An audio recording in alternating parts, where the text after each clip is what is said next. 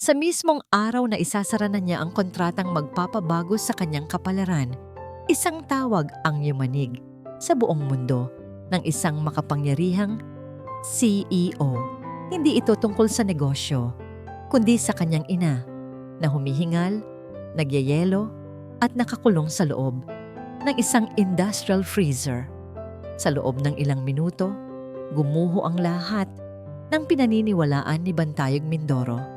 Ang tahanan pala ay naging bitag at ang babaeng pinakamamahal niya ang siyang may hawak ng susi sa pagtataksil. Habang unti-unting inilalaban ng kanyang ina ang buhay, isang mas malagim na katotohanan ang dahan-dahang lilitaw. Isang lihim na kayang sirain ang kanyang pangalan, ang kanyang pamilya, at ang batang tinawag niyang anak. Ito ay hindi lang kwento ng paghihiganti. Ito ay kwento ng isang anak na nagising sa huli at ng isang ina na muntik nang mamatay dahil sa katotohanang hindi dapat niyang nalaman. Nagliliyab ang hangin sa loob ng boardroom sa pakiramdam ng tagumpay. Si Bantayog Yog Mindoro ay nakatayo sa dulo ng isang makintab na lamesang gawa sa mahogany. Ang kanyang imahe ay sinasalamin ng mga salaming bintana kung saan tanaw ang buong syudad na tila nasa ilalim ng kanyang mga paa.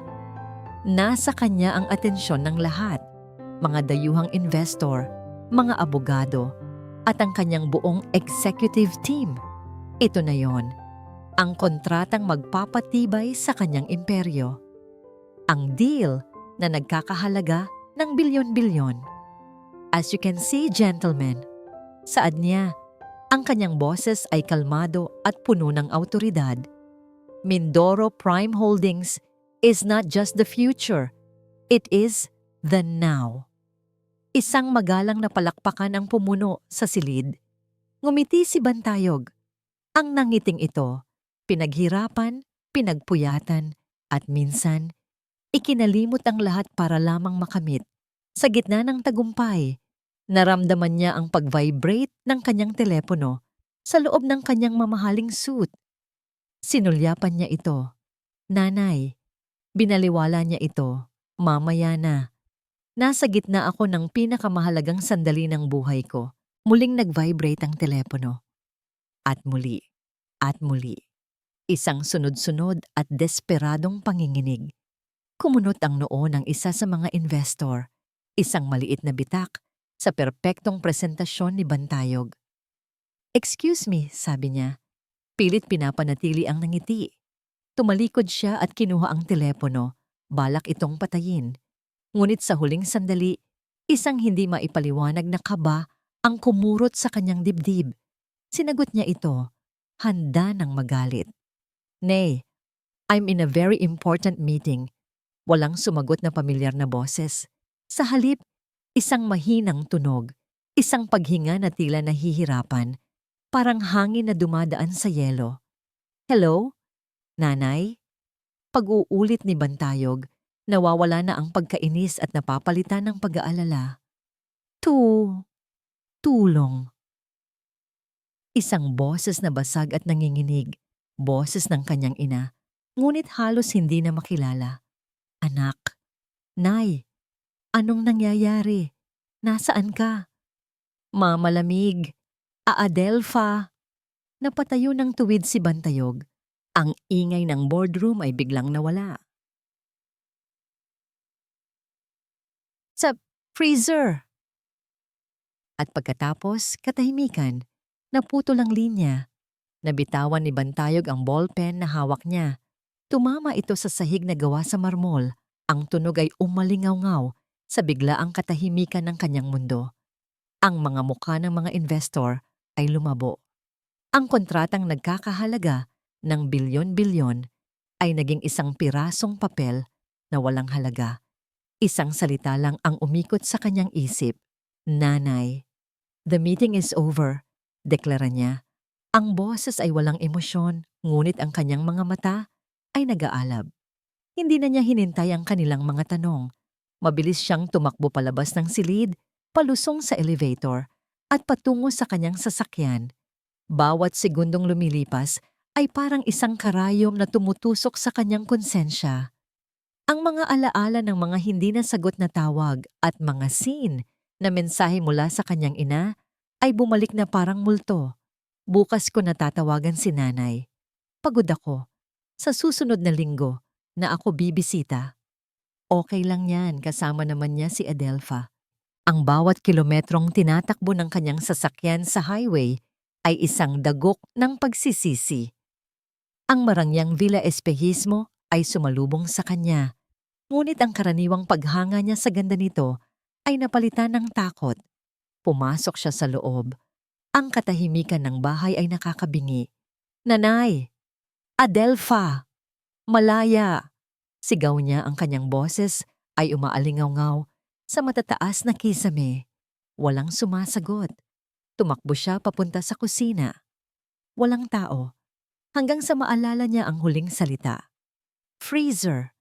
Mayroon silang isang malaking industrial walk-in freezer sa auxiliary kitchen kung saan iniimbak ang mga bulk na supply. Hindi niya alam kung bakit. Ngunit ang kanyang mga paa ay kusa nang tumakbo patungo roon. Ang pinto ng freezer ay bahagyang nakaawang, ngunit tila may bumabara dito mula sa loob. Naramdaman niya ang matinding lamig na bumuga mula sa siwang. "Nay!" Sigaw niya, tinutulak ang mabigat na pinto. Hindi ito bumukas ng tuluyan. Sa sobrang desperasyon, ginamit niya ang lahat ng kanyang lakas. Bumangga siya sa pinto nang paulit-ulit hanggang sa wakas. Bumigay ito sa isang malakas na kalabog. Ang tanawin sa loob ay nagpatigil sa pagtibok ng kanyang puso. Doon, sa sahig na nababalutan ng manipis na yelo, nakasalampak ang kanyang ina. Si Gunita, ang buhok niyang dating kulay pilak ay may mga namuong yelo. Ang kanyang mga labi ay kulay ube. Ang kanyang dibdib ay bahagya na lamang gumagalaw. "Nanay!" Lumuhod si Bantayog at niyakap ang nagyayelong katawan ng ina. Ang init ng kanyang katawan ay tila sinisipsip ng lamig. Itinapat niya ang kanyang tainga sa bibig nito. Mayroon pa. Isang mababaw, halos hindi maramdamang hininga. Binuhat niya ito. Ang katawan nito ay magaan na parang isang bata. Habang tumatakbo siya palabas ng bahay, sumisigaw ng tulong sa kung sino mang makarinig. Isang anino ang lumabas mula sa isang silid. Si Adelpha, ang kanyang maganda at eleganteng asawa. Nakasuot ng isang puting bestida, ang kanyang mukha ay nagpapakita ng perpektong pagkagulat. Itinakip niya ang kanyang bibig. Ang mga mata ay nanlalaki sa pagkasindak. "Oh my God! Yog! Anong nangyari kay Mommy?" Pero hindi pinansin ni Bantayog ang kanyang mga salita. Isinakay niya ang ina sa sasakyan at pinaandar ito patungo sa pinakamalapit na ospital. Pagkatapos ng ilang oras na tila walang katapusan sa emergency room, lumabas ang ambulansya pabalik sa villa para sa investigasyon. Naiwan si Bantayog at si Adelpha sa nakakabinging katahimikan ng kanilang mansyon. Tumayo si Adelpha sa kanyang tabi, umiiyak, sinusubukang hawakan ang kanyang braso. "Mahal, hindi ko alam. Siguro nalock niya ang sarili niya." Ngunit sa isip ni Bantayog, paulit-ulit na tumatakbo ang huling mga salita ng kanyang ina. "Adelpha!" Sa freezer, dahan-dahan siyang lumingon. Tinitigan niya ang nangingilid na mga luha sa mga mata ng kanyang asawa. Ang mukha nitong puno ng pag-aalala. At sa likod ng perpektong maskarang yon, nakita niya ang isang bagay na hindi pa niya nakita dati. Isang bagay na malamig. Mas malamig pa sa freezer kung saan niya natagpuan ang kanyang ina. Hinawi niya ang kamay nito. "Ano ang ginawa mo sa kanya?" Tanong niya. Ang bawat salita ay mababa, matalim, at puno ng lason. Ang tanong ni Bantayog ay binitin ng malamig na hangin sa pagitan nila ni Adelpha. Ang kanyang mga salita ay tila mga piraso ng yelo, matalas at naghihintay na tumusok. Ang mukha ni Adelpha, na kanina'y puno ng pagkukunwaring pagkasindak, ay nabalot ng kalungkutan. Mga luhang namuo sa gilid ng kanyang mga mata, ginagawa siyang isang anghel na nasasaktan. Hinawakan niya ang kanyang dibdib, tila nasasaktan sa akusasyon. Yog, paano mo nagagawang itanong yan sa akin? Humikbi siya. Si Mommy, parang tunay na ina na rin ang turing ko sa kanya. Sa tingin mo ba kaya kong gawin yon? Mahal, ako to. Ilang buwan na ang nakalipas. Ang mga salitang iyon, ang mga luhang iyon, ay sapat na para pawiin ang anumang pagdududa sa isip ni Bantayog. Ngunit ngayon, ang kanyang pagtitiwala ay basag na. Ang tanging naririnig niya ay ang mahinang, nanginginig na boses ng kanyang ina sa telepono. Adelpha. Bago pa man siya makasagot, dumating na ang mga pulis at medical team. Ang kanilang atensyon ay napunta sa imbestigasyon at ang pag-uusap nila ay naputol. Ngayon, sa loob ng payak at puting koridor ng ospital, ang tensyon ay mas masidhi pa. Ang amoy ng antiseptic ay nangingibabaw sa lahat. Si Bantayog ay nakasandal sa pader. Ang kanyang mamahaling suit ay lukot na. Isang testamento sa kaguluhang nangyari. Lumabas ang doktor mula sa ICU. Isang lalaking nasa katanghaliang gulang na may seryosong muka. Mr. Mindoro, agad na napatayo si Bantayog. Sumunod si Adelpha sa kanyang likuran. Ang kamay ay mahigpit na nakakapit sa kanyang braso. Doc, kamusta po ang mommy? Tanong ni Adelpha, ang boses ay puno ng pag-aalala. Your mother is stable, sabi ng doktor. Direktang nakatingin kay Bantayog. Nakaligtas siya sa matinding hypothermia. Physically, she will recover but... Nag-atubili ang doktor. She suffered significant trauma, both physical and psychological. Hindi pa namin siya makausap ng maayos.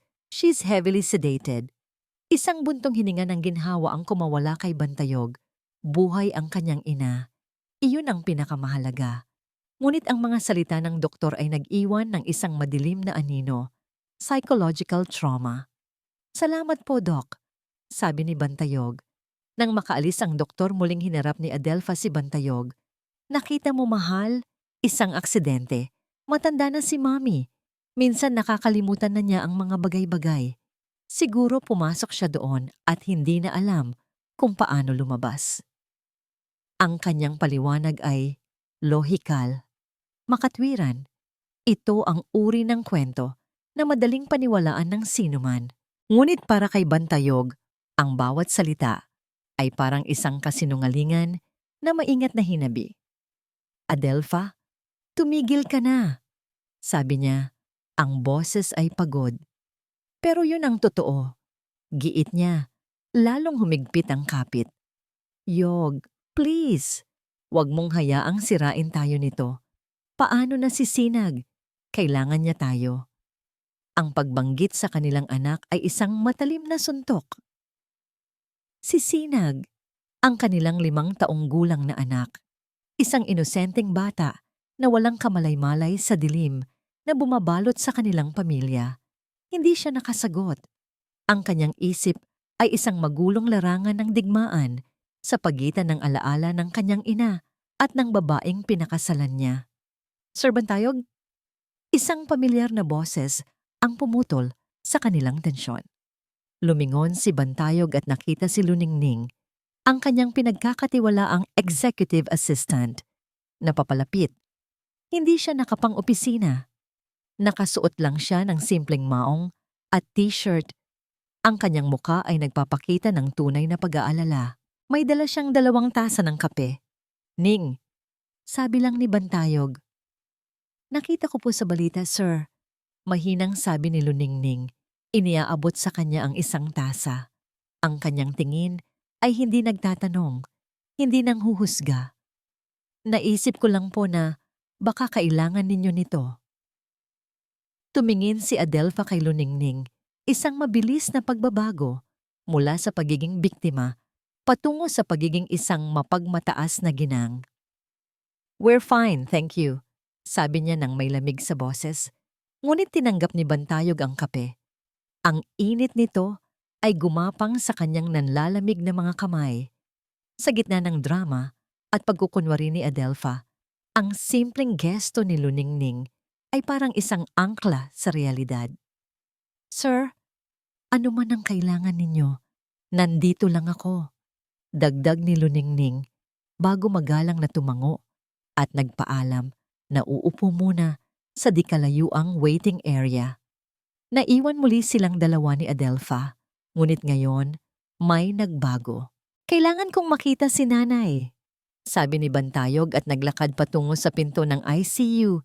Iniwan si Adelpha na nakatayo mag-isa sa koridor. Sa loob ng silid, ang tanging maririnig ay ang mahinang tunog ng mga makina na sumusubaybay sa bawat pagtibok ng puso ni Gunita. Nakahiga siya sa kama, napapalibutan ng mga tubo at wire. Ang kanyang mukha ay maputla, ngunit payapa sa kanyang pagkakatulog. Umupo si Bantayog sa tabi ng kama. Kinuha niya ang kamay ng kanyang ina. Malamig pa rin ito. Tinitigan niya ang mukha nito, ang mga kulubot sa paligid ng mga mata nito, ang bawat linya na kumakatawan sa mga taon ng pagmamahal at sakripisyo. At sa ilalim ng malupit na ilaw ng ospital, nakita niya ang mga bagay na binaliwala niya noon. Isang maliit na pasa sa kanyang braso, isang gasgas sa kanyang pisngi. Gaano nakatagal siyang nagbubulag-bulagan. Ang bigat ng pagsisisi ay dumagan sa kanya na parang isang toneladang bato. Hindi ito tungkol sa freezer lang. Ito ay tungkol sa lahat ng mga kaarawan na pinalampas niya, sa mga tawag na hindi niya sinagot, sa mga pangako na hindi niya tinupad. Binuo niya ang kanyang imperyo, ngunit sa proseso, pinabayaan niya ang unang taong nagmahal sa kanya. Patawad, Nay, bulong niya. Ang kanyang boses ay basag. Ang mga luha na kanina pa niya pinipigilan ay nagsimula ng dumaloy. Patawarin mo ako. Hinawakan niya ng mahigpit ang kamay nito na parang sa paggawa nito, maibabalik niya ang lahat ng nawalang oras. Bigla, naramdaman niya ang isang bahagyang paggalaw. Tumingin siya. Ang mga talukap ng mata ni Gunita ay nanginginig. Dahan-dahan, iminulat niya ang mga ito. Ang kanyang mga mata ay malabo sa simula. Pagkatapos ay unti-unting nag-focus sa mukha ni Bantayog. Anak, sabi niya. Ang kanyang boses ay tuyo at mahina. Nay, gising ka na. Isang alon ng kaligayahan at ginhawa ang bumuhos kay Bantayog. Nandito lang ako, Nay. Ligtas ka na. Ngumiti si Gunita, isang mahinang nangiti. Ngunit bigla, ang kanyang mga mata ay lumipat. Nakatingin sa isang bagay sa likuran ni Bantayog. Ang kanyang ngiti ay naglaho. Ang kanyang mukha ay nabalot ng purong hindi maipaliwanag na takot. Lumingon si Bantayog. Nakatayo sa may pintuan si Adelpha, ngumingiti ng buong tamis. Mami, gising na po pala kayo. Hindi natapos ni Adelpha ang kanyang sasabihin. Ang katawan ni Gunita ay nanigas. Ang kanyang mga mata ay nanlaki sa sindak. At mula sa kanyang lalamunan, isang sigaw ang kumawala. Isang sigaw na puno ng takot, sakit, at pagtatakwil. Isang sigaw na tumago sa puso ni Bantayog at winasak ang bawat natitirang piraso ng kanyang pagdududa.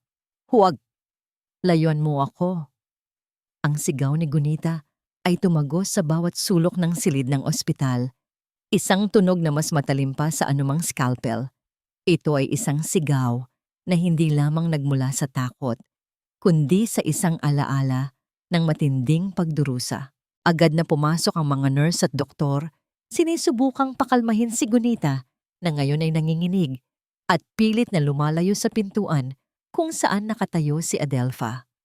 Ang monitor ng puso ay umingay. Nagpapakita ng biglaang pagtaas ng kanyang heart rate. Get her out! Utos ni Bantayog. Ang kanyang boses ay isang kulog sa gitna ng kaguluhan. Hindi siya nakatingin sa mga doktor, kundi kay Adelpha. Ang maskara ng pag-aalala ni Adelpha ay gumuho. Sa isang iglap, ang kanyang mga mata ay naging malamig at matigas na parang bato. Walang bakas ng pagkagulat o sakit, tanging isang kinalkulang pagtitimpi. Yog, She's not in her right mind. Sabi niya, sinusubukang ipagtanggol ang sarili. Sinabi kong, lumabas ka. Sigaw ni Bantayog. Humakbang siya sa pagitan ng kanyang ina at ni Adelpha isang pader na gawa sa galit at determinasyon. Para sa kanya, ang sigaw ng kanyang ina, ang pinal na hatol. Ito ang katibayang hindi kayang itago ng anumang kasinungalingan. Nagkibit balikat si Adelpha, isang kilos na puno ng pagwawalang bahala, at dahan-dahang tumalikod at lumabas ng silid. Ang biyahe pa uwi sa Villa Espejismo ay nababalot ng nakabibinging katahimikan. Ang bawat isa sa kanila ay nasa sariling sulok ng malawak na sasakyan, dalawang estranghero na pinaghiwalay ng isang krimen na hindi pa napapatunayan ngunit ramdam na sa hangin. Pagdating nila sa mansyon, ang karangyaan nito ay tila isang insulto. Ang mga mamahaling florera at mga painting ay parang mga tahimik na saksi sa isang nabubulok na katotohanan. Mag-empake ka, sabi ni Bantayog. Hindi man lang tumitingin kay Adelpha. Dumiretso siya sa bar at nagsali ng alak sa isang baso. Umalis ka sa bahay na ito. Isang tawa ang narinig niya mula sa kanyang likuran. Isang tawang walang kagalakan, puno ng pangungutya. At saan mo gustong pumunta ako, Yog? Tanong ni Adelpha. Ang kanyang boses ay nagbago na. Wala na ang lambing.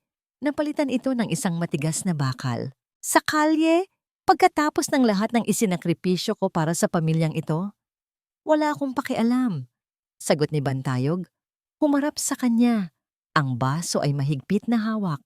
Basta umalis ka. Dahan-dahang lumapit si Adelpha. Ang bawat hakbang ay may bigat. Tumigil siya sa harap niya. Ang kanyang mga mata ay nag-aapoy. This is my house too, Yog, sabi niya. Ang bawat salita ay may diin. At bahay din ito ng anak mo. Hindi ka pwedeng basta-basta na lang magdesisyon para sa aming dalawa. Huwag mong gamitin si Sinag. Babala ni Bantayog. Bakit hindi? Ngumisi si Adelpha. Anak mo siya. O nakalimutan mo na dahil lang sa isang matandang nag-uulyanin na? Ang galit ni Bantayog ay umabot sa sukdulan. Ngunit bago pa man siya makagawa ng isang bagay na pagsisisihan niya, pinili niyang tumalikod. Hindi niya ito kayang talunin sa ganitong paraan. Kailangan niya ng ibang sandata. Kinabukasan, sa isang opisina na may tanawin ng buong syudad, nakaupo si Bantayog kasama si Luningning sa tapat ng isa sa pinakamahusay na abogado sa bansa, si Attorney De Leon. Si Luningning ang nag-ayos ng lahat, kumikilos ng mabilis at mahusay. Diretsuhin na kita, Mr. Mindoro, sabi ni Attorney De Leon pagkatapos pakinggan ang buong salaysay. Ang kasong ito ay isang bangungot. Wala tayong direktang ebidensya. Ang tanging hawak natin ay ang testimony ng iyong ina na sasabihin ng kampo nila na psychologically unstable. Pero nagsasabi siya ng totoo, giit ni Bantayog.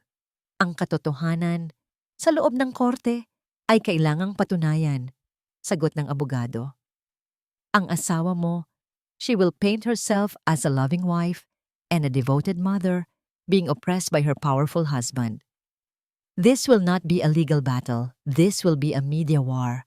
At gagamitin niya ang anak ninyo bilang kanyang pinakamalakas na alas. Ang mga salita ng abogado ay isang malamig na sampal ng katotohanan. Napatingin si Bantayog kay Luningning na tumangulang. Ang kanyang mga mata ay nagsasabing naiintindihan niya ang bigat ng kanilang susuungin. Gawin mo ang lahat ng kailangan, sabi ni Bantayog kay Attorney De Leon. Ang kanyang boses ay matatag. Walang pakialam sa gastos. I want justice for my mother. Nang gabing iyon, umuwi si Bantayog sa isang bahay na parang hindi na niya tahanan. Dumiretso siya sa silid ni Sinag. Ang kanyang anak ay mahimbing na natutulog. Ang kanyang maliit na dibdib ay marahang tumataas at bumababa. Ang silid ay puno ng mga laruan at mga libro ng pambatang kwento. Isang santuwaryo ng kawalang malay sa gitna ng digmaan. Umupo siya sa gilid ng kama at hinaplos ang buhok ng bata. Mahal na mahal niya ang batang ito Sisinag ang kanyang liwanag, ang kanyang kahinaan. At tama si Adelpha, tama ang abogado. Sisinag ang magiging sentro ng laban na ito. Masasaktan siya, maguguluhan. Isang matinding kirot ang tumagos sa puso ni Bantayog. Ang paglaban para sa kanyang ina ay mangangahulugan ng paglalagay sa kanyang anak sa gitna ng apoy. Para siyang naglalakad sa isang alambre kung saan sa magkabilang dulo ay ang dalawang taong pinakamamahal niya. Habang pinagmamasdan niya ang anghel na mukha ni Sinag, isang ingay mula sa labas ang pumukaw sa kanyang atensyon.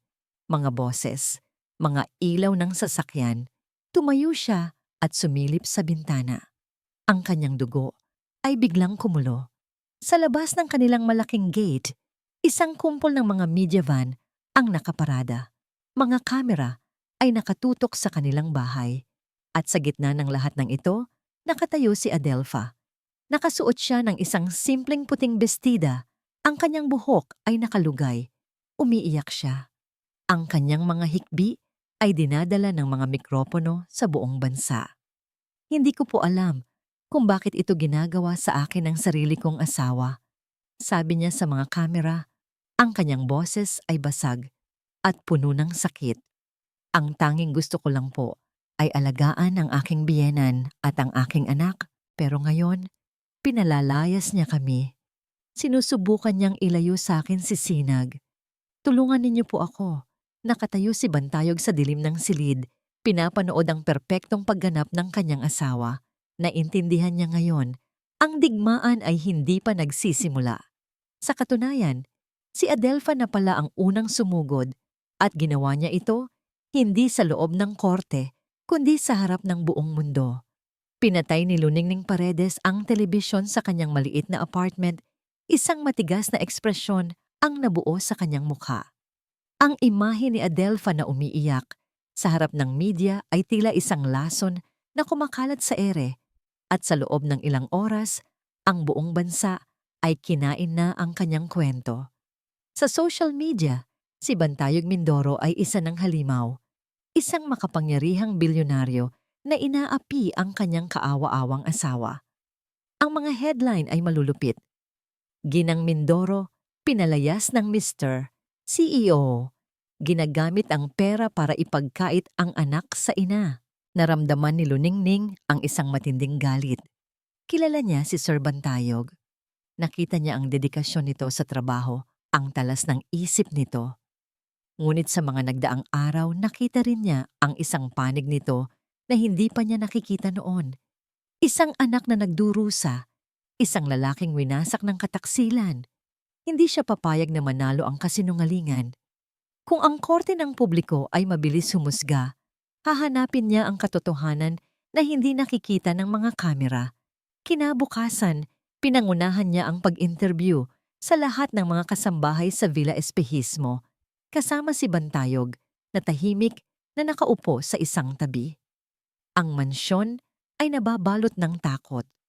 Ang bawat isa ay maingat sa kanilang mga salita. Wala po kaming napansin na kakaiba, sabi ng hardinero. Mabait po si Ma'am Adelpha, sabi ng isang tagalinis, ang mga mata ay nakatungo sa sahig. Lahat sila ay parang may iisang script. Ngunit napansin ni Luningning ang isang bagay. Ang yaya ni Gunita, si Malaya, ay hindi makatingin ng diretsyo. Ang kanyang mga kamay, habang hawak ang dulo ng kanyang uniforme, ay bahagyang nanginginig. Nang tanungin siya, ang kanyang sagot ay halos isang bulong. Hindi ko po alam. Wala po akong nakita. Ngunit ang kanyang mga mata ay sumisigaw ng ibang kwento. Isang kwento ng takot. Alam ni Luningning na hindi niya makukuha ang katotohanan sa loob ng mga pader na yon kung saan ang anino ni Adelpha ay nananatili. Kailangan niya ng ibang paraan. 2 araw ang lumipas. Sinadya ni Luningning na pumunta sa isang pampublikong pamilihan sa kalapit na bayan kung saan alam niyang namimili si Malaya tuwing araw ng kanyang pahinga. Nagpanggap siyang namimili rin, dahan-dahang lumalapit. Nakita niya si Malaya sa isang tindahan ng gulay, mag-isa. Malaya. Mahinang tawag ni Luningning.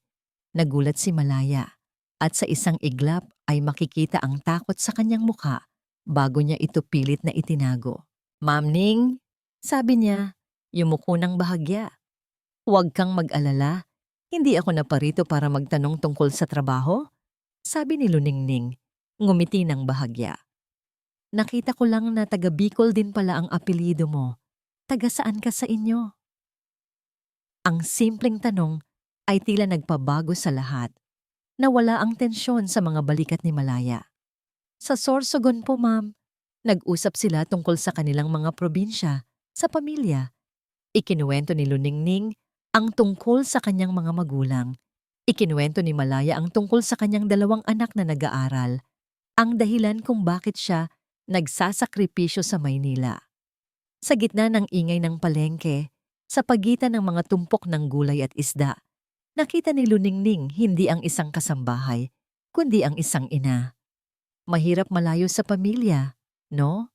Sabi ni Luningning, ang kanyang boses ay puno ng simpatiya. Ginagawa natin ang lahat para sa kanila, para sa kanilang kaligtasan. Ang salitang kaligtasan ay tumama kay Malaya. Nakita ni Luningning ang pangingilid ng luha sa mga mata nito. Halika, sabi ni Luningning, at inakay niya si Malaya sa isang maliit na karinderya sa loob ng palengke. Umupo sila sa isang sulok. Malaya, alam kong natatakot ka, pero mas natatakot ako para kay Aling Gunita. Isipin mo na lang kung siya ang nanay mo. Iyon na ang huling dayaming bumuhat sa lahat. Huminga ng malalim si Malaya at pagkatapos ay bumuhos ang kanyang mga luha. Ma'am Ning, hindi po aksidente ang nangyari. Humikbi siya. Nakita ko po, narinig ko po ang lahat. Hinawakan ni Luningning ang kamay ni Malaya. Anong nakita mo? Si Ma'am Adelphi, no. Matagal na po niyang sinasaktan si Aling Gunita. Sabi ni Malaya, ang kanyang boses ay nanginginig. Hindi po pisikal palagi, minsan mga salita. Tinataguan niya ng pagkain, ikinukulong sa silid, itinuturing na parang basura. Walang nakakaalam dahil kapag nandyan si Sir Bantayog, siya ang pinakamaalagang anghel sa buong mundo. Tumango si Luningning, pinipigilan ang sariling galit. Naniniwala ako sa'yo, pero kailangan natin ng patunay, Malaya. Meron po, bulong ni Malaya. Ang kanyang mga mata ay palingalinga, tinitiyak na walang nakakarinig. Bumili po ako ng isang maliit na kamera. Itinago ko po sa isang flower vase sa sala. Nire-record ko po ang lahat. Sa loob ng isang buwan. Isang alon ng pag-asa ang bumalot kay Luningning. Ito na ang kanilang kailangan. Ang katotohanan na nakakubli sa likod ng kamera. Nasaan ang mga video, Malaya? Nasaan ang kamera? Nasa akin po, ma'am. Itinago ko po ng mabuti. Sagot ni Malaya. Pero natatakot po ako. Kapag nalaman ito ni Ma'am Adelpha, kaya niya pong gawin ang lahat. Baka kung anong gawin niya sa pamilya ko sa probinsya. Ako ang bahala sa'yo. Tiniyak ni Luningning. Ang kanyang boses ay matatag at puno ng paninindigan. Proprotektahan ka namin. Proprotektahan natin ang pamilya mo. Ibigay mo lang sa amin ang ebidensya. Tumingin si Malaya sa mga mata ni Luningning. Nakita niya ang katapatan doon. Dahan-dahan, tumango siya. Sige po, ma'am, sabi niya. Ibibigay ko po sa inyo. Mabuti, sabi ni Luningning, gumaan ang pakiramdam. Wag dito, wag sa bahay. Magkita tayo bukas ng gabi. Sa lumang simbahan sa kanto ng Mabini, 8:00. Walang dapat makaalam nito. Tayong 2 lang. Tumango muli si Malaya, pinunasan ang kanyang mga luha. Sige po, ma'am, bukas ng gabi. Umalis si Luningning sa palengke. Ang kanyang puso ay tumatalon sa pag-asa. Mayroon na silang panlaban. Mayroon ng tinig ang katotohanan. Habang naglalakad siya palayo, hindi niya napansin ang isang lalaking nakaupo sa kabilang karinderya. Isang lalaking kanina pa nagmamasid, nakikinig. Dahan-dahan nitong inilabas ang kanyang telepono, nagdial ng isang numero, at itinapat ito sa kanyang bibig. "Hello, Ma'am Adelpha." "Opo, narinig ko po ang lahat." Ang hangin sa loob ng lumang simbahan sa kanto ng Mabini ay mabigat. Amoy ng mga lumang kahoy, nagdaang mga kandila at alikabok. Isang solong bumbilya ang nagbibigay ng liwanag sa isang sulok. Lumilikha ng mahahabang anino na tila mga multo mula sa nakaraan. Ngunit para kay Bantayog Mindoro, ang dilim na ito ay puno ng pag-asa. Sa kauna-unahang pagkakataon, sa loob ng maraming araw, naramdaman niya ang isang kislap, ang patunay. Ang katotohanan, malapit na. "Sigurado ka bang dito ang usapan ninyo?" Tanong niya kay Luningning. Hindi mapakali. Tiningnan niya ang kanyang relos. 8:15 na ng gabi. 15 minutong huli na si Malaya. "Opo, sir. Malinaw po ang usapan namin." Sagot ni Luningning na nakaupo sa isang mahabang bangko. Mas kalmado siya, ngunit ramdam ni Bantayog ang tensyon sa kanyang mga balikat. Baka po natakot lang sa simula o nahihirapan umalis ng mansyon. Tumango si Bantayog, sinusubukang paniwalain ang sarili. Tama, natatakot si Malaya. Kailangan nilang maging pasensyoso. Naglakad-lakad siya sa pasilyo. Ang tunog ng kanyang mamahaling sapatos ay umalingaw sa katahimikan. Ang bawat minutong lumilipas ay parang isang oras. 8:30. Wala pa rin si Malaya. Ang pag-asa ni Bantayog ay unti-unting kinakain ng pagkainip at pag-aalala. Sinubukan nilang tawagan ang numero ni Malaya. Hindi ito makontak. Baka na traffic lang, muling sabi ni Luningning.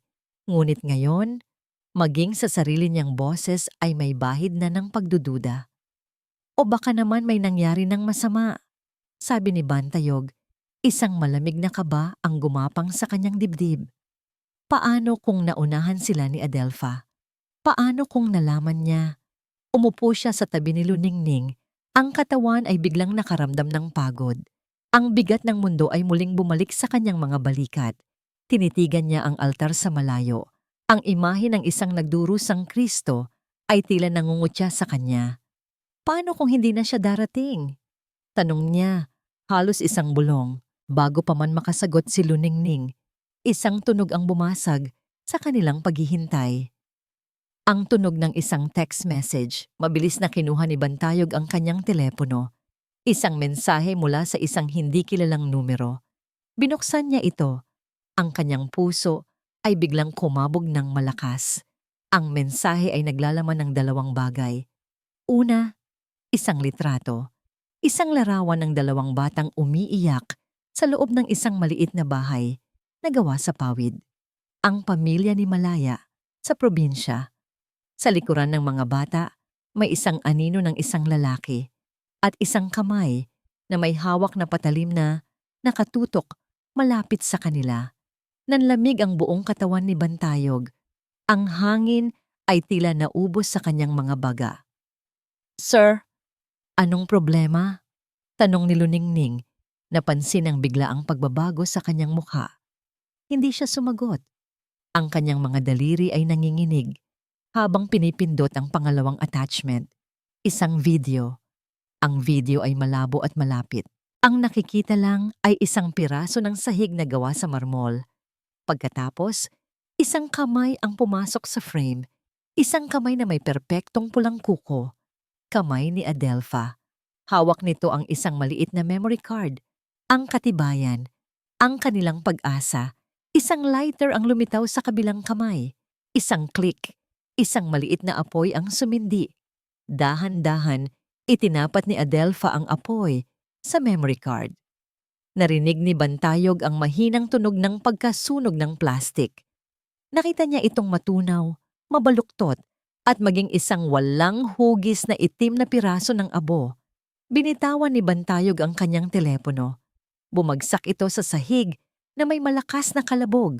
Ang pag-asa na binuo niya sa loob ng 2 araw ay gumuho sa loob lamang ng 10 segundo. Ang katibayan ay naging abo. at ang buhay ng pamilya ni Malaya ang naging kapalit. Hindi, bulong niya. Hindi. Isang ungol ang kumawala sa kanyang lalamunan. Isang tunog ng purong, walang magawang galit. Tumayo siya at sa isang iglap, sinuntok niya ang pader na semento ng simbahan. Isang matalim na sakit ang gumapang sa kanyang braso, ngunit wala itong panama sa sakit na nararamdaman ng kanyang puso. Ah! Sigaw niya. Ang kanyang boses ay puno ng pighati at kabiguan. Umaling-awngaw ang kanyang sigaw sa loob ng banal na lugar. Isang sigaw ng isang taong nawalan na ng lahat. Pinulot ni Luningning ang telepono. Nakita niya ang litrato, nakita niya ang video. Itinakip niya ang kanyang bibig, ang kanyang mga mata ay nanlaki sa sindak at pagkaawa. Sir, nanalo siya, Ning, sabi ni Bantayog. Nakasandal sa pader. Ang kanyang mga kamao ay duguan. She won. She took everything. At sa sandaling iyon, sa gitna ng kanilang pagkatalo, tumunog ang telepono ni Bantayog. Nagring ito ng malakas sa katahimikan. Isang hindi kilalang numero. Ang parehong numero na nagpadala ng mensahe. Alam na niya kung sino ito. Nanginginig niyang kinuha ang telepono mula kay Luningning at sinagot ito. Itinapat niya sa kanyang tainga. Walang nagsalita sa simula. Tanging isang mahinang paghinga. Pagkatapos, isang boses na malambing, ngunit bawat pantig ay may lason. Si Mahal, sabi ni Adelpha, ang kanyang boses ay parang isang matamis na himig ng demonyo. I told you, you can't win against me. Ang boses ni Adelpha sa kabilang linya ay ang huling pako sa kabaong ng pag-asa ni Bantayog. Ibinaba niya ang tawag nang walang sinasabing salita. Hindi na kailangan. Ang kanyang katahimikan ay sapat ng sagot. Isang pagsuko. Umuulan ng gabing iyon. Ang mga patak ay marahas na humahampas sa windshield ng sasakyan ni Bantayog, kasabay ng ritmo ng kanyang nababasag na mundo. Hindi niya alam kung gaano na sila katagal ni Luningning na nakaupo lang doon, sa parking lot ng simbahan, nakatingin sa kawalan. Uuwi na tayo, Ning, sabi niya sa wakas. Ang kanyang boses ay walang buhay. Sir, saan po tayo uuwi? Mahinang tanong ni Luningning. Hindi sumagot si Bantayog. Ano pa nga ba ang tahanan? Ang Villa Espejismo ay hindi na isang tahanan, kundi isang hawla na binabantayan ng isang demonyo. Pinatakbo niya ang makina at nagsimulang magmaneho nang walang patutunguhan. Ang mga ilaw ng syudad ay lumalabo sa kanyang mga mata dahil sa ulan at sa mga luhang hindi niya magawang pakawalan. Susuko na ako, sabi niya. Binabasag ang katahimikan. Tama na, masyado nang marami ang nasasaktan. Si Malaya ang pamilya niya, si Nanay, si Sinag. Ititigil ko na ang kaso. Tumingin sa kanya si Luningning. Ang kanyang mukha ay nababalot ng pag-aalala. Sir, hindi po tayo pwedeng sumuko. Hahayaan na lang po ba nating manalo si Ma'am Adelpha? Ano pa bang magagawa natin? Tanong ni Bantayog. Isang mapait na tawa ang kumawala sa kanya. Hawak niya tayo, Ning. Hawak niya si Malaya. Hawak niya ang opinyon ng publiko. At higit sa lahat, hawak niya si Sinag. Anong klaseng ama ako kung hahayaan kong madamay ang anak ko sa isang giyera na wala naman akong kasalanan? Pero may kasalanan po siya, giit ni Luningning. Ang ginawa niya sa ina ninyo ay... At ano ang nangyari sa ina ko? Putol ni Bantayog. Ang kanyang boses ay tumaas. Nasa ospital siya. Takot. Naguguluhan. Baka mas makabubuti sa kanya kung matapos na ang lahat ng ito. Baka kung bibitaw ako, bibitaw na rin si Adelpha. Bibigyan niya kami ng kapayapaan. Ang kapayapaan na ibibigay niya ay kapayapaan sa ilalim ng kanyang mga palad. Mahinang sagot ni Luningning. Hindi po yan kapayapaan, sir. Yan po ay pagkatalo. Wala na akong lakas para lumaban. Aminado ni Bantayog. Ang kanyang mga kamay ay nanghihinang humawak sa manibela. Wala na. Ihininto niya ang sasakyan sa isang madilim na bahagi ng daan sa tabi ng dagat. Ang mga alon ay malakas na humahampas sa pader, isang salamin ng kaguluhan sa kanyang kalooban. Ipinatong niya ang kanyang ulo sa manibela. Ang bigat ng kanyang kabiguan ay dumadagan sa kanya. Nanatiling tahimik si Luningning sa kanyang tabi. Hindi na siya nangatwiran. Hinayaan niya lang si Bantayog na damhin ang bigat ng sandali. Pagkatapos ng ilang minuto, nagsalita siyang muli. Ang kanyang boses ay malumanay. Sir, noong namatay po ang tatay ninyo, naaalala niyo po ba ang sinabi niyo sa eulogy? Tumingin si Bantayog sa kanya, nagtataka.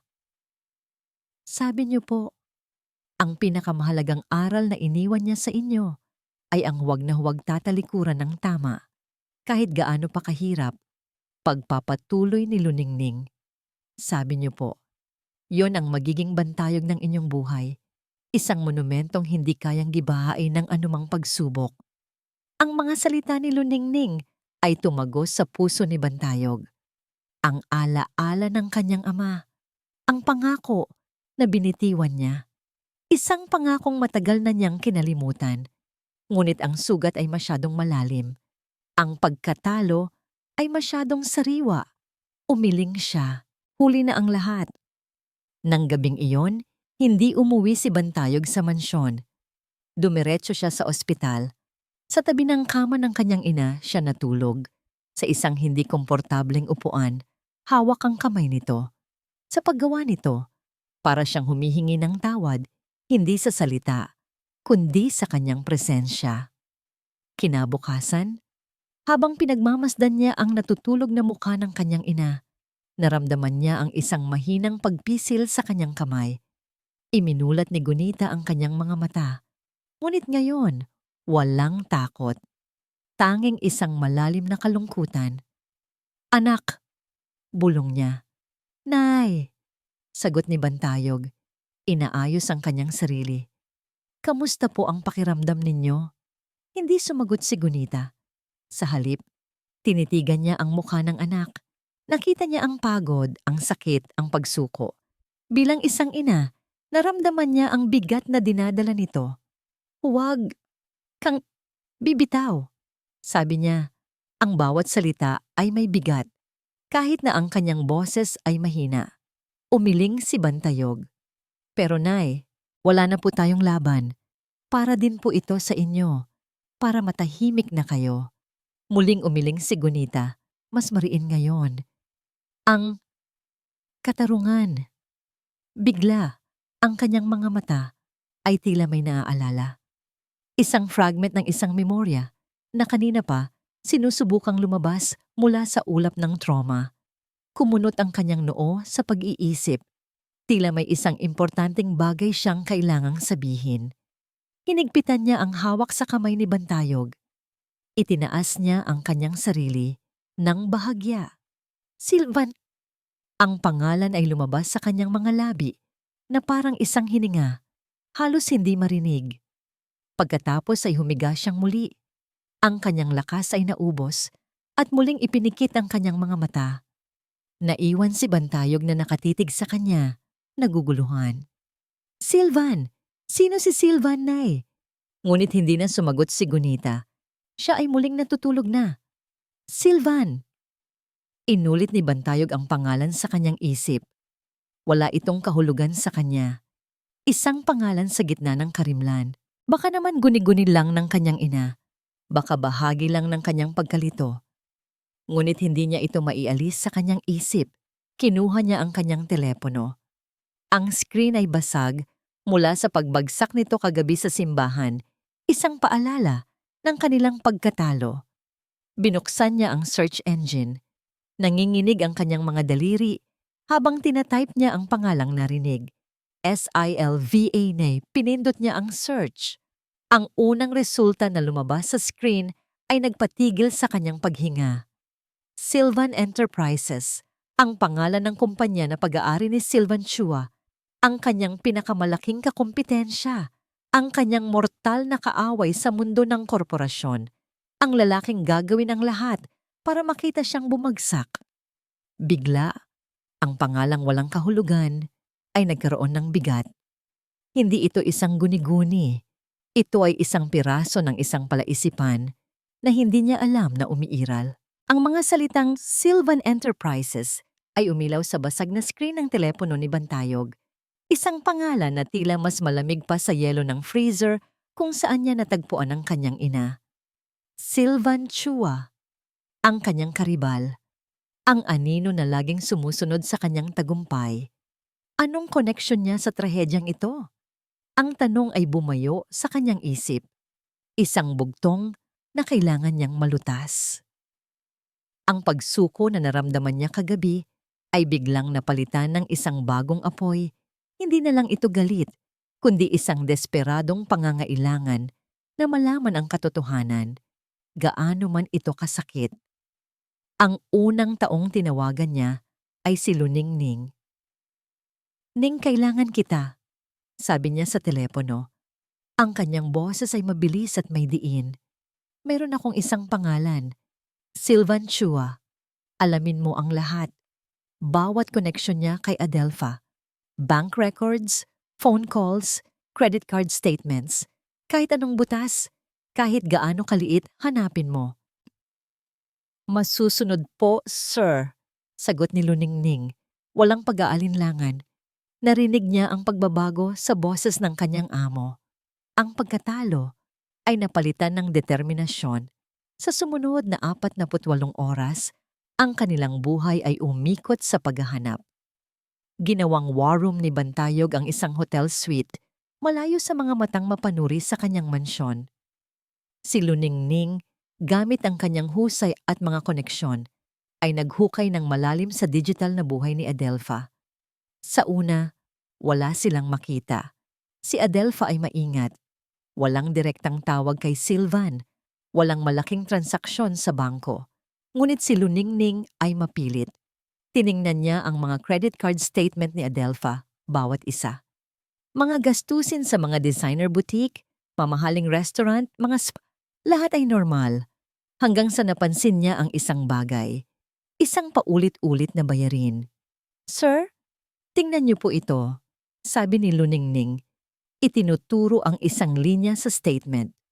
The Genesis Wellness Clinic, buwan-buwan. Sa loob ng halos 1 taon, bago pa man at habang buntis siya kay Sinag. "Anong clinic yan?" kunot noong tanong ni Bantayog. "Mayroon silang family doctor. Bakit kailangan niyang pumunta sa ibang klinika?" Mabilis na nag-search si Luningning. "Hindi po ito ordinaryong klinika, sir. Isa po itong high-end, very private OBGYN and fertility clinic. Kilala po ito sa pagiging discreet." Isang malamig na takot ang nagsimulang gumapang sa ugat ni Bantayog. Bakit siya pupunta dyan ng palihim? Nagpatuloy sa pag-scroll si Luningning. At doon, sa website ng klinika, sa listahan ng kanilang mga consulting doctors, isang pamilyar na pangalan ang lumitaw. Hindi isang doktor, kundi isang miyembro ng Board of Investors, Sylvan Chua. Ang hangin sa silid ay biglang naging mabigat. Ang mga piraso ng palaisipan ay nagsimulang magkabit-kabit sa isip ni Bantayog. Bumubuo ng isang imahe na napakapangit, napaka-imposible, na ayaw tanggapin ng kanyang utak. Ang mga lihim na pag-alis ni Adelpha, ang biglaang pagiging malambing niya noong mga panahong yon, ang pag-iwas niya sa kanilang family doctor. Hindi, bulong ni Bantayog, umiling-iling. Hindi pwede. Ngunit ang laso ng pagdududa ay naipasok na. Kumakalat ito sa kanyang sistema. Sinisira ang bawat masasayang alaala niya kasama si Sinag, ang unang pag-iyak ng bata.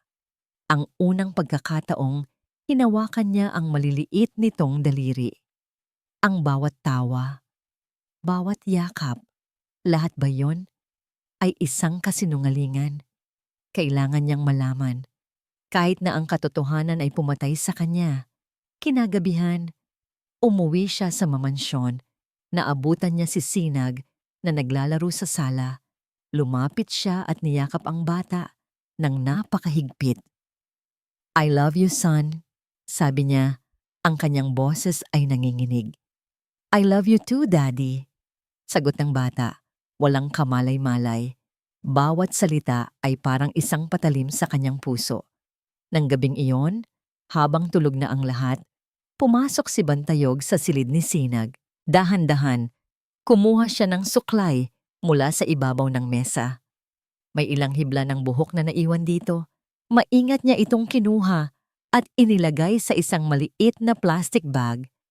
Ang bawat kilos niya ay parang isang pagtataksil.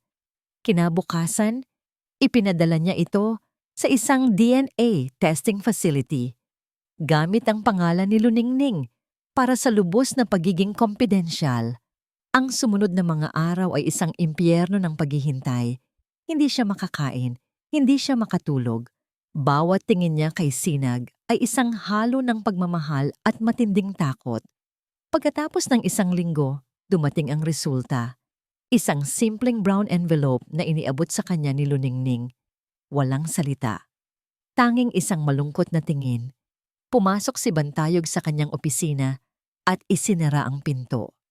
Nanginginig ang kanyang mga kamay habang hawak ang sobre. Ito na yon, ang sagot na magpapalaya sa kanya o tuluyang wawasak sa kanya. Pinunit niya ang sobre. Inilabas niya ang isang piraso ng papel. Ang kanyang mga mata ay lumabo habang binabasa ang mga teknikal na salita at numero. Hanggang sa nakita niya ang huling linya. Ang konklusyon. Probability of paternity, 0% zero. Ang papel ay nahulog mula sa kanyang mga kamay. Lumutang ito sa hangin bago dahan-dahang lumapag sa sahig. Ang mundo ni Bantayog ay huminto sa pag-ikot. Ang ingay ng syudad sa labas ay nawala. Ang tanging naririnig niya ay ang malakas na pagtibok ng kanyang puso. At pagkatapos, ang tunog ng pagbasag nito sa 1,000 piraso. Hindi niya anak si Sinag. Ang buong buhay niya, ang kanyang kasal, ang kanyang pamilya, ang pagmamahal na inakala niyang totoo ay isang malaking, masalimuot na kasinungalingan. Isa siyang tau-tauhan sa isang perpektong dula na isinulat ni Adelfa at Silvan. At sa gitna ng kanyang pagkawasak, isang nakapangingilabot na realisasyon ang biglang luminaw. Ang sigaw ng kanyang ina. Ang takot sa mga mata nito. Ang pagbulong nito sa pangalan ni Silvan. Sumandal siya sa pader, napahawak sa kanyang dibdib, nahihirapang huminga. Ngayon, naiintindihan na niya ang lahat. Hindi inatake si Adelfa ang kanyang ina dahil lang sa isa itong pabigat na gusto niyang alisin. Si nanay ay isang saksi na kailangang patahimikin. Ang family court ay isang silid na puno ng tensyon. Ang hangin ay mabigat sa mga hindi sinasabing akusasyon at mga pinipigilang emosyon. Ito ang araw ng pagdinig para sa hiling ni Adelfa na makuha ang buong kustodiya kay Sinag, kasama ang isang temporary protection order laban kay Bantayog. Si Adelfa ay nakaupo sa tabi ng kanyang abogado, ang reyna ng drama. Nakasuot siya ng isang konserbatibong puting damit. Ang kanyang buhok ay maayos na nakatali. At ang kanyang mukha ay nagpapakita ng isang perpektong timpla ng kalungkutan at katatagan. Siya ang larawan ng isang ina na inaapi. Isang asawang biktima ng kapangyarihan at galit. Sa kabilang panig, si Bantayog ay nakaupo ng tuwid. Ang kanyang mukha ay isang maskara na gawa sa bato. Walang makakabasa ng anumang emosyon dito. Para sa mga mamamahayag na nasa likuran, siya ang personifikasyon ng isang malamig at walang pusong bilyonaryo. Ngunit sa ilalim ng kalmadong anyo na yon, isang bagyo ang nagngangalit. Ang bawat tibok ng kanyang puso ay isang sigaw para sa katarungan. Ang abogado ni Adelfa ang unang nagsalita. Ipinipinta ang isang kwento ng isang mapagmahal na ina na sinusubukang protektahan ang kanyang anak mula sa isang marahas at hindi matatag na ama. Ang bawat salita ay isang patalim na tumutusok kay Bantayog. Pagkatapos, si Adelfa na ang tumayo sa witness stand. Ang kanyang pagganap ay karapat-dapat sa isang parangal. Humikbi siya habang ikinukwento ang mga kasinungalingan at pananakot na ginawa umano ni Bantayog. Ang tanging gusto ko lang po ay ang kapakanan ng aking anak, Your Honor. Sabi niya, ang kanyang boses ay nanginginig habang pinupunasan ng isang pekeng luha.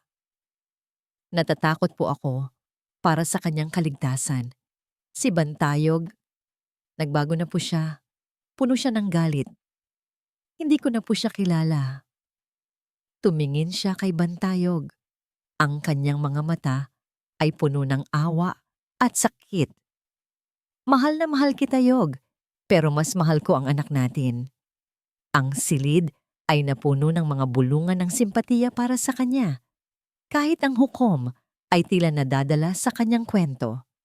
Nang sa wakas ay pagkakataon na ng kampo ni Bantayog, tumayo si Attorney De Leon, kalmado, walang bakas ng pag-aalala. Mrs. Mindoro, sinasabi ninyo na mahal ninyo ang inyong anak? Tanong ng abogado. Higit pa po sa buhay ko, sagot ni Adelfa. At ang pagmamahal na ito ang dahilan kung bakit ninyo gustong makuha pa ang buong kustodya sa kanya. Opo, para po maprotektahan siya. Naglakad si Attorney De Leon palapit sa kanya. Mrs. Mindoro, gaano ninyo kakilala si Mr. Silvan Chua? Ang tanong ay biglaan at hindi inaasahan. Isang halos hindi mapansing kislap ng gulat ang dumaan sa mga mata ni Adelfa bago niya ito mabilis na itinago. Siya po ay isang business associate ng aking asawa. Isang karibal, kung tutuusin. Sagot niya ng may kumpiyansa. Business associate lang ba? Diin ni attorney. De Leon, hindi ba't madalas kayong magkita ng palihim sa The Genesis Wellness Clinic? Ang kulay sa mukha ni Adelfa ay bahagyang nawala. Iyon po ay para sa mga konsultasyon tungkol sa aking kalusugan. Kalusugan? O tungkol sa kalusugan ng bata na ipinagbubuntis ninyo noon? Objection, Your Honor. Irrelevant. Sigaw ng abogado ni Adelfa. I will allow it. Please proceed. Sabi ng hukom. Ang kanyang interes ay napukaw. Mrs. Mindoro, nagpatuloy si attorney. De Leon, ang kanyang boses ay tumataas. Totoo ba na si Mr. Silvan Chua ang nagbabayad para sa lahat ng inyong mga session sa klinikang yon? Totoo ba na ang tunay na dahilan kung bakit ninyo sinubukan saktan ng inyong biyenan, si Ginang Gunita Alcacid, ay dahil narinig niya kayong nag-uusap ni Mr. Chua sa telepono tungkol sa tunay na ama ng batang si Sinag? Hindi totoo yan. Isang kasinungalingan. Sigaw ni Adelfa. Ang kanyang pagiging kalmado ay nagsisimulang gumuho. Ang aking biyenan ay may sakit. Nag-uulyanin na siya. Talaga ba? Sabi ni Attorney De Leon. At pagkatapos ay binitawan niya ang kanyang huling bomba. Your Honor, we would like to present our final piece of evidence, ang resulta ng isang DNA test na isinagawa sa pagitan ng aking kliyente, si Mr. Bantayog Mindoro, at ng batang si Sinag. Ibinigay niya ang sobre sa clerk of court. Ang katahimikan sa loob ng courtroom ay nakabibingi. Ang bawat mata ay nakatutok sa sobre na yon na parang isang ticking time bomb. Tiningnan ng hukom ang mga dokumento. Ang kanyang kilay ay tumaas. Tiningnan niya muli. Pagkatapos ay tumingin siya kay Adelfa, isang malamig at matigas na tingin. Si Adelfa ay namutla. Ang kanyang mga kamay ay mahigpit na nakakapit sa rehas ng witness stand. Tumingin siya kay Bantayog at sa kauna-unahang pagkakataon, ang nakita niya sa mga mata nito ay hindi galit o sakit, kundi isang malamig na kawalan. Ang tingin ng isang taong wala nang natitirang pagmamahal o awa para sa kanya. Ang batang si Sinag ay hindi anak ni Mr. Mindoro. Deklara ng hukom. Ang kanyang boses ay umalingaw-ngaw sa buong silid. Isang kolektibong gasp ang narinig mula sa mga tao. At sa sandaling iyon, ang maskara ni Adelfa ay tuluyang gumuho. Ang reyna ay nahulog mula sa kanyang trono. Hindi! Kasinungalingan yan. Binayaran niya kayong lahat. Sigaw niya Ang kanyang magandang mukha ay nabaluktot sa galit at desperasyon. Nagwala siya. Itinuturo si Bantayog, ang hukom, ang lahat. Halimaw ka, Bantayog. Sinisira mo ang buhay ko. Habang kinukuha siya ng mga gwardiya, ang kanyang mga mata ay nakatutok pa rin kay Bantayog. Puno ng pagbabanta. Puno ng hindi masusukat na puot. Hindi pa tayo tapos. Tandaan mo iyan. Hindi pa tayo tapos. Sa gitna ng kaguluhan, isang figura ang tahimik na tumayo mula sa likuran at sinubukang lumabas, ngunit hinarang na siya ng mga pulis sa pintuan. Si Sylvan Chua. Sa wakas, natapos na ang pagganap. Ang kurtina ay bumagsak at ang tanging naiwan sa entablado ay ang masakit, pangit at hindi maikakailang katotohanan. Ang pagbagsak ni Adelpha ay mabilis at brutal. Ang balita tungkol sa kanyang panloloko at ang tangkang pagpatay kay Gunita ay kumalat na parang apoy. Nilamon ang imaheng maingat niyang binuo sa loob ng maraming taon.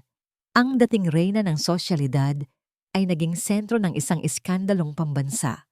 Nahaharap siya sa isang serye ng mga kasong kriminal mula sa perjury, adultery, hanggang sa frustrated murder. Nanalo si Bantayog. Nakuha niya ang hustisya. Ang katotohanan ay lumabas. Ngunit habang nakatayo siya sa balkonahe ng kanyang penthouse, tanaw ang syudad na minsan niyang itinuring na kaharian, wala siyang naramdamang tagumpay.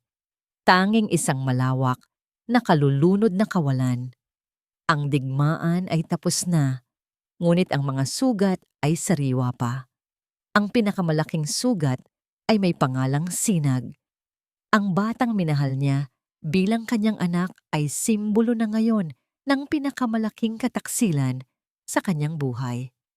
Sa bawat pagtingin niya sa bata, nakikita niya ang mga mata ni Sylvan, ang ngiti ni Adelpha. Masakit, napakasakit. Isang araw, dinalaw niya si Adelpha sa kulungan. Hindi dahil sa awa, kundi dahil sa pangangailangang magkaroon ng pagsasara. Nakita niya ito sa likod ng isang makapal na salamin, nakasuot ng uniforme ng preso. Ang dating karangyaan ay naglaho na, napalitan ng isang mapait na realidad. "Bakit ka nandito?" tanong ni Adelpha. Ang kanyang boses ay walang emosyon. "Gusto kong malaman, minahal mo ba ako? Kahit isang saglit lang?" tanong ni Bantayog. Ang tanong na matagal nang bumabagabag sa kanya. Isang mapaklang ng ngiti ang sumilay sa mga labi ni Adelpha. "Minahal ko ang binibigay mo sa akin, Yog. Ang seguridad, ang pangalan, ang kapangyarihan. At sa tingin ko, ganoon mo rin naman ako minahal." Ang mga salita ay tumama kay Bantayog. May bahid ng katotohanan. Minahal niya ang ideya ni Adelpha, ang perpektong asawa para sa isang perpektong CEO, isang tropeyo, isang kasosyo sa pagbuo ng isang imperyo. Ngunit pag-ibig, baka nga pareho silang naging bulag. "Paano si Sinag?" tanong niya. "Anong plano mo para sa kanya?" "Wala na siyang halaga sa akin." Malamig na sagot ni Adelpha. Isa lang siyang pagkakamali. Isang alas na hindi gumana. Ang kalupitan sa kanyang mga salita ay yumanig kay Bantayog hanggang sa kaibuturan. Sa sandaling iyon, lahat ng natitirang emosyon niya para kay Adelpha, galit, sakit, panghihinayang, ay naglaho. Napalitan ito ng wala. Isa na lang siyang estranghero. Tumayo si Bantayog. "Sana mahanap mo ang kapatawaran, Adelpha. Hindi mula sa akin kundi para sa sarili mo." Umalis siya nang hindi na lumingon. Dinala niya ang bigat ng kanyang puso sa isang lugar kung saan palagi siyang nakakahanap ng kapayapaan, sa tabi ng dagat, kasama ang kanyang ina. Si Gunita ay mas malakas na ngayon. Ang takot sa kanyang mga mata ay napalitan na ng isang kalmadong pagtanggap. Magkasama silang nakaupo sa buhanginan, pinapanood ang paglubog ng araw. "Ano ang gagawin mo?" sa bata. Tanong ni Gunita. Alam ang pinagdadaanan ng anak. Bumuntong hininga si Bantayog. "Hindi ko po alam, Nay. Hindi ko siya kayang tingnan nang hindi naaalala ang lahat. Pero, Hindi ko rin siya kayang iwan. Hinawakan ni Gunita ang kamay ng anak. Ang kanyang palad ay magaspang ngunit puno ng init. Yog. Ang dugo ay hindi nagdidikta ng pagmamahal. Ang puso ang gumagawa niyon. Hindi niya kasalanan na isinilang siya sa isang kasinungalingan. Isa siyang inosenteng bata. Tumingin si Bantayog sa kanyang ina, sa mga matang puno ng karunungan at pag-unawa. Mahalin mo siya bilang isang bata, pagpapatuloy ni Gunita. Hindi bilang anak ni Silvan o ni Adelpha, hindi bilang simbolo ng kanilang pagkakamali. Mahalin mo siya dahil isa siyang biyaya na nangangailangan ng gabay at pag-aaruga. Ang pagpapatawad, anak, ay hindi para sa kanila, para sa'yo, para makalaya ka. Ang mga salita ng kanyang ina ay parang isang alon na humugas sa lahat ng galit at sakit sa kanyang puso. Ang pagpapatawad, ang paglaya, niyakap niya ang kanyang ina ng mahigpit. Salamat po, Nay. Pag-uwi niya sa penthouse, naabutan niya si Sinag na nag-iisa sa sala, tahimik na naglalaro. Nakita ng bata ang kanyang pagdating. May lungkot sa mga mata nito na hindi pa niya nakita dati. Daddy? Tawag ng bata. Are you going to leave me too? Like mommy? Ang tanong ay tumagos sa puso ni Bantayog. Lumuhod siya sa harap ng bata. Tinitigan ito sa mata. At sa unang pagkakataon, hindi na niya nakita si Silvan o si Adelpha. Ang nakita niya ay si Sinag lang, isang batang nalilito at natatakot. Hindi, sabi ni Bantayog. Ang kanyang boses ay basag ngunit puno ng katiyakan. Hinding-hindi kita iiwan. I will always be here for you. I am your dad. Niyakap niya ang bata at sa yakap na yon, naramdaman niya ang paghilom ng kanyang puso. Ito ang tamang desisyon. Ito ang landas patungo sa kapayapaan. Maya-maya, isang katok ang narinig niya sa pinto. Si Luningning. Sir, naisip ko lang po na baka kailangan niyo ng kausap. Sabi niya, may dalang 2 tasa ng kape, tulad ng ginawa niya noong unang gabi sa ospital. Ngumiti si Bantayog. Isang tunay, magaan na ngiti. Ang unang tunay na ngiti sa loob ng mahabang panahon. Kinuha niya ang isang tasa. Salamat, Ning, sabi niya. At sa pagkakataong ito, ang ibig niyang sabihin ay higit pa sa pasasalamat para sa kape. Salamat sa lahat. Tumingin sila sa isa't isa. Walang mali siya. Tanging isang malalim na pag-unawa at respeto na nabuo sa gitna ng pinakamalaking unos ng kanilang buhay. Ang digmaan ay tapos na. Ngayon, ang mahabang paglalakbay patungo sa pagbangon ay magsisimula na. 1 taon. 1 taon ang lumipas mula nang gumuho ang palasyo ng kasinungalingan na tinawag ni Bantayog na buhay. Ngayon, sa ilalim ng mainit na sikat ng araw, nakatayo siya hindi sa tuktok ng isang gusaling gawa sa salamin at bakal, kundi sa isang luntiang hardin na puno ng tawanan at pag-asa. Ito ang kanlungan ng Gunita, isang pundasyong itinayo niya kasama ang kanyang ina. Isang ligtas na tahanan para sa mga nakatatandang inabuso at pinabayaan. Ang malawak na lupain ng dating Villa Espejismo na dating saksi sa mga lihim at kasamaan ay isa na ngayong santuwaryo ng paghihilom. Hawak ni Bantayog ang mikropono, nakatayo sa isang maliit na entablado sa harap ng mga bisita, mga donor at mga residente ng pundasyon. Ito ang opisyal na paglulunsad ng kanilang advokasya. Magandang hapon po sa inyong lahat. Panimula niya. Ang kanyang boses ay kalmado at matatag. Hindi na ang boses ng isang CEO na nag-uutos, kundi ang boses ng isang taong nakahanap ng kapayapaan. Marami sa inyo ang nakakakilala sa akin bilang isang negosyante, isang lalaking nagsusukat ng tagumpay sa taas ng mga gusali at sa laki ng mga kontrata. Napatingin siya sa direksyon kung nasaan ang kanyang ina, si Gunita, na nakaupo sa unahan.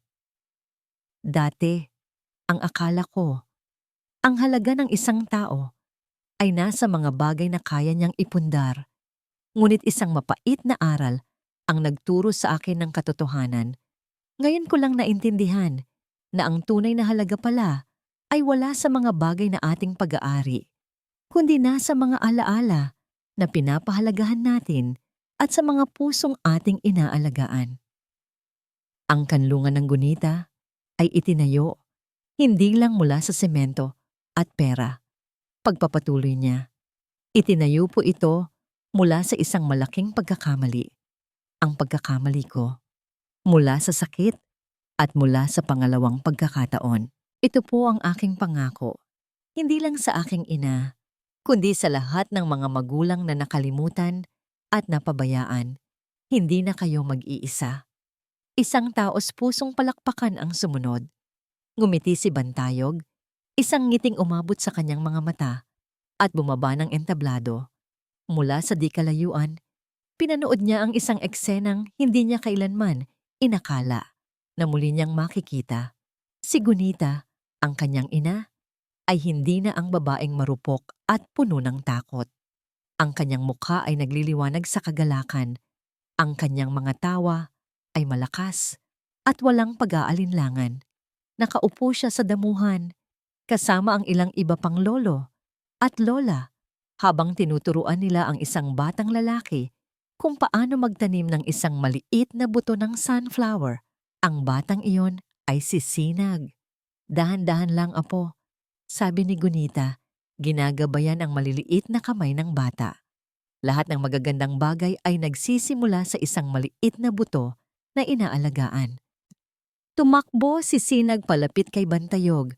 May bahid ng lupa sa kanyang pisngi. Daddy, look! Lola Gunita and I are planting a flower. Yumuko si Bantayog at niyakap ang bata. I see that, son. You're doing a great job. Wala nang sakit. Wala nang anino ng nakaraan. Sa paglipas ng isang taon, sa tulong ng pagmamahal at pasensya, natutunan niyang tingnan si Sinag hindi bilang simbolo ng kataksilan, kundi bilang isang biyayang kailangan niyang alagaan. Sir? Lumingon siya at nakita si Luningning na papalapit.